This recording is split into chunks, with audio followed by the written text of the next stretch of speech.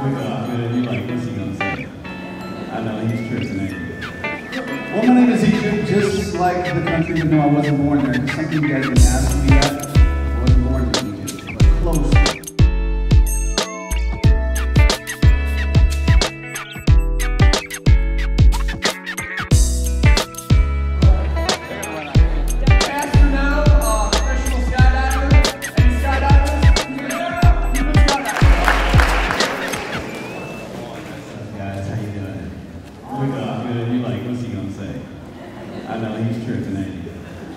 Well, my name is Egypt, just like the country, even though I wasn't born there. Because some of you guys have been asking me that.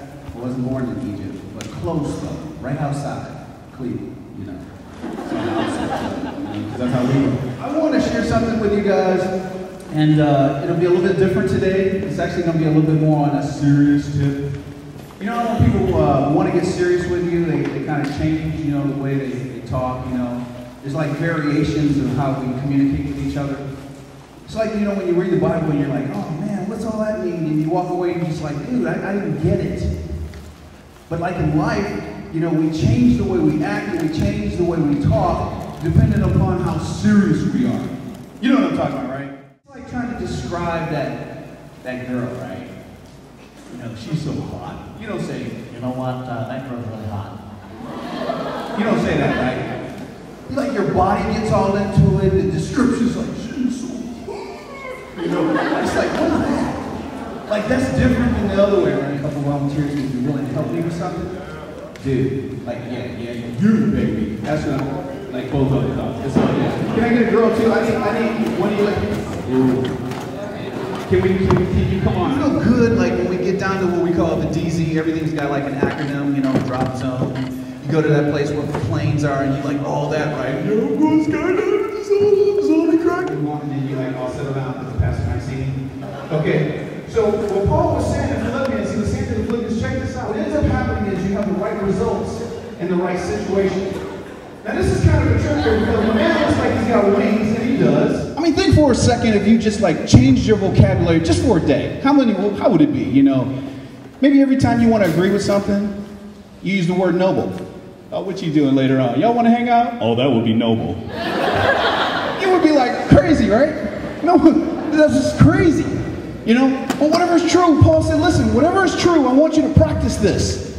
Practice the truth. Some of you know what it's like to have a coach just barking at you. Because the coach sees something in you that you don't see yourself. How's that rig feeling by now? Feeling fine? Move up here just a little bit for me. What ends up happening is in our faith, when you jump out of the plane, this gear moves up a bit. And it's real tight. I always say this, you got to be careful, because the one thing she didn't do is she didn't put her legs through these leg straps.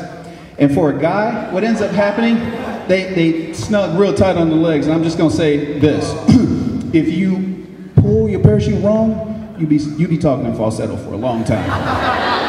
You know, I thought I was like Michael Jackson when I pulled that. You know, it hurt. I ain't playing with you. So, you know, you have all this gear strapped on you, and sometimes that's what it's like when we hear the truth.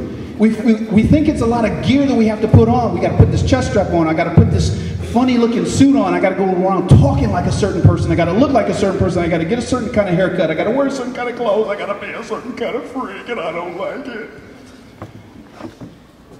And then we say, let's bow our heads and pray. And you start wondering, what is that all about? Why has life got to be so tough? Why does the truth have to be so tough? Why don't people just accept the truth? Right. Are you relevant? It's kind of a weird question. Are you relevant? Do you know what it means to be relevant? So we believe that every young person ought to protect the one thing that you can give to your future husband or wife, and that's your purity. The one thing that Christ calls us to live a life of purity, of holiness. There's a few things that will never change, and that's when you practice the things that are right, that when you practice the things that are true, when you practice the things that are just, when you practice the things that are holy, there's only one result that you can get, and it has nothing to do with your circumstance. You heard me? One thing in life that matters, and that's your relationship with Christ. So do me a favor, bow with me real quick. I want to wrap up with you guys. Christ will heal you in the holes in your life. And do it right now. If you just ask him, Lord Jesus, I need you to save me now. I need hope. mess it up, but I just need your help right now. Come into my life, be my Lord, my King, my God. Are you relevant?